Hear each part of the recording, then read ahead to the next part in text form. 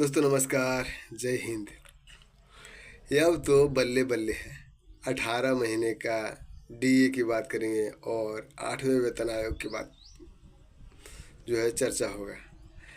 तो अब तो बल्ले बल्ले होना तय है। मिलेगा, सैलरी में बम्पर बढ़ोतरी होगा और आपका पॉकेट गर्म ही रहेगा। बात कर रहे हैं केंद्र सरकार ने सरकारी कर्मचारी और पेंशन भोगियों के लिए एक बड़ी खुशखबरी दे दी है।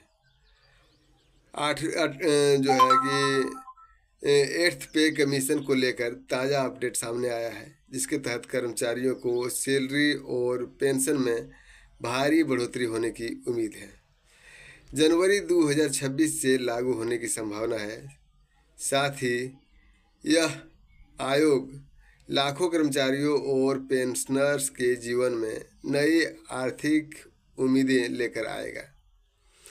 आइए इस बारे में अभी अभी जो तुरंत अपडेट सामने आया है विस्तार से समझते हैं और जानते हैं कि यह आपके लिए सरकारी नौकरी करने वाले के लिए कितना मायने रखता है। बात कर रहे हैं आठवें वेतन आयोग से जुड़ी खबर के बारे में। सूत्रों ने बताया है कि एट्थ पे कमीशन की सिफारिशें 1 जनवरी 2026 से लागू हो जाएगी। अभी तक सेवेंथ पे कमीशन के आधार पर सरकारी कर्मचारियों को वेतन दिया जा रहा है, जो 2016 में प्रभावी हुआ था, यानी कि प्रभावी तब से है। नया वेतन आयोग लागू होने के बाद गवर्नमेंट एम्प्लॉयर्स की सैलरी में कम से कम 40 से 50% तक की बढ़ोतरी की उम्मीद है। यह न केवल कर्मचारियों के लिए बल्कि पेंशनर्स के लिए भी एक सुनहरा अवसर होगा, क्योंकि उनकी पेंशन में भी भारी इजाफा होगा। फिट मैन्युफैक्चर और जो है सैलरी बढ़ोतरी का आधार क्या है, ये जानना बहुत ही ज़रूरी है। एट्थ पे कमीशन के अनुसार सैलरी और पेंशन की गणना में फिट मैन्युफैक्चर की भूमिका अहम होती है। विशेषज्ञों का अनुमान है कि फिट मैन्युफैक्चर 2.28 से 2.86 के बीच हो सकता है। इसका मतलब यह है कि बेसिक सैलरी में 40 से 50% तक की वृद्धि हो सकती है।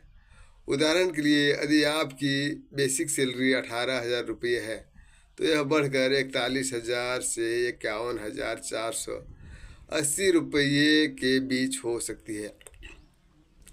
यह बढ़ोतरी कर्मचारियों के स्तर जो है लेवल के आधार पर अलग अलग होगा। कर्मचारी स्तर के आधार पर सैलरी में भी बढ़ोतरी होगी। बात कर रहे हैं 8वें वेतन आयोग से जुड़ी जानकारी।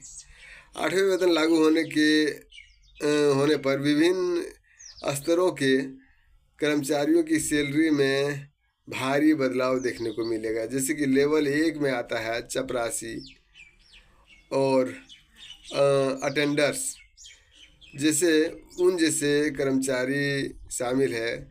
इसकी सैलरी 18,000 रुपये से बढ़कर 51,480 रुपये तक हो सकती है, यानी कि 33,480 रुपये सीधा लाभ मिलेगा, सीधा बढ़ जाएगा। लेवल 2 की बात करें तो लोअर डिवीज़न जो है क्लर्क आता है, उसकी सैलरी 19,000 से बढ़कर 56,914 रुपये हो सकता है, यानी कि 37,014 रुपये का डायरेक्ट बढ़ोतरी होगा 8वें वेतन आयोग में। लेवल 3 में आता है कांस्टेबल सिपाही, और इसका जो है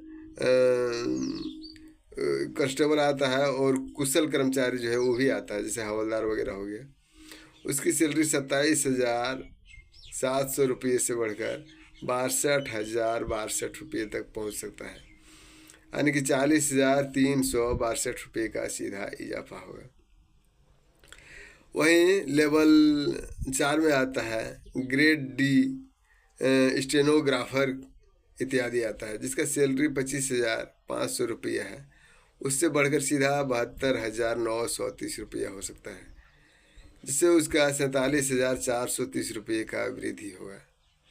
सीनियर क्लर्क और तकनीकी कर्मचारी की सैलरी 29,200 रुपया है अभी, लेकिन उसको बढ़कर 83,512 रुपया हो जाएगा, यानी कि 54,312 रुपया बढ़ जाएगा 8वें वेतन आयोग में।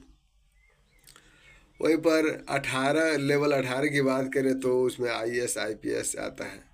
सेक्रेटरी जैसे उच्च पदों पर कार्यरत कर्मचारियों की सैलरी अभी 2,50,000 रुपया है, उससे बढ़कर सीधा 7,15,000 रुपया हो जाएगा।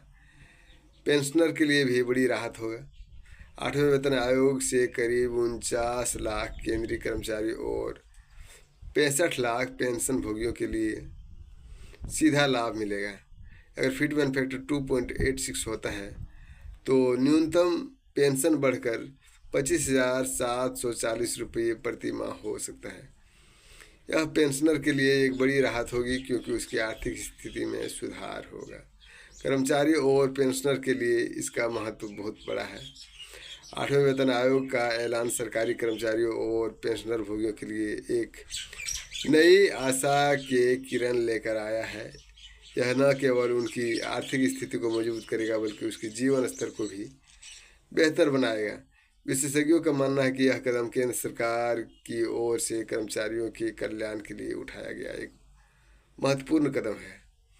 वही बात करेंगे 18 महीने के DA जो है नहीं दिया गया था एरियल, कोरोना काल से 2020-21 का लटका हुआ है। कर्मचारी संघ ने बार बार मांग कर रहा है लेकिन सरकार के कानों तक जूं नहीं रेंग रहा है। इसीलिए मैं कहता हूँ कि वीडियो को दबा के शेयर करिए। कर्मचारी को यह पता तो चले कि उसका DA किसी ने हड़प के बैठा है या सरकार ने नहीं देना चाह रहा।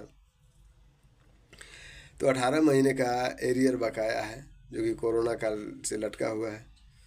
कर्मचारी संघ ने बार बार मांग किया लेकिन देने का नाम नहीं ले रहा है। वहीं अगर बड़े बड़े मीडिया की बात करें, आज तक का है, क्योंकि अंजना ओम कश्यप या श्वेता तिवारी जैसे बड़े बड़े पत्रकार भी कुछ नहीं बोलते हैं। मैं समझता हूँ कि कर्मचारियों की मांग को उठाना चाहिए और वो बड़ा मीडिया चैनल है, उसकी आवाज़ सरकार के कानों तक पहुँचती है, उसको कर्मचारियों की मांग को उठाना चाहिए। आपकी क्या राय है कमेंट बॉक्स में ज़रूर लिखें और वीडियो शेयर ज़रूर करें दोस्तों। शेयर करें, सब्सक्राइब करें और लाइक भी करें। फिलहाल इतना ही, जैसे कोई नया अपडेट सामने आएगा लेकर हाजिर रहूँगा। जय हिंद, जय भारत।